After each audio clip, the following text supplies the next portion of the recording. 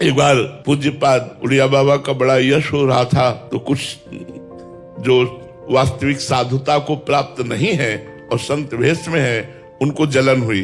वैसे दूसरे की यश कीर्ति सुनकर खुशी होनी चाहिए, पर जिनके हृदय में द्वेष होता है, हृदय मलिन होता है, उनको जलन होती है प्रशंसा सुनकर। तो एक आदमी को अच्छी मुद्राएं दी और कहा प्रवचन जब कर रहे हो तो ऐसे प्रणाम मुद्रा में जाना और चाकू साथ रखना और उनकी नाक काट लेना, उड़िया बाबा की। ऐसे महापुरुष के वो ऐसा ही किया। प्रवचन हो रहा था भरी सभा में, तो ऐसी मुद्रा में आया कि लोग समझे प्रणाम करने जा रहे हैं।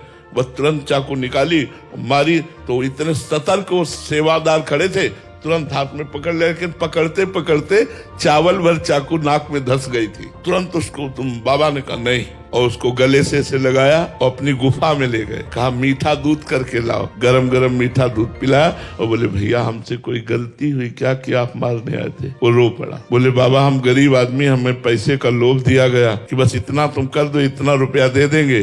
तो बाबा कुछ रुपया मिल चुका है, कुछ मिलेगा, इस लोभ से हमने ऐसा किया। बाबा ने कहा इसको कुछ रुपए दो। कहाँ से आए भैया? तो उनका हाथरस से। बोले जाओ इसको हाथरस की गाड़ी में बैठा लो और मेरी शपथ है कोई इसे कुछ बोलेगा नहीं। ऐसे निर्मल संतों के साथ ऐसा व्यवहार कौन सा कर्म है भैया? तो ब्रह्म प्राप्त हो गए उनको कौन सा कर्म बांध? जो भगवत साक्षात्कार किए हुए संत हैं, जो भगवान के नाम में रात दिन लगे हुए, इतना कष्ट तो किसी पापी को भी नहीं देखा जाता जैसा महात्माओं को कष्ट दिया गया। हमारी तो बुद्धि काम नहीं करती, बस इतनी बात समझ में आती है कि जोई जोई प्यारो करे सोई मोहि भावे, तेरा किया मीठा लागे, बस यही बात दोहरा सकते हैं और तो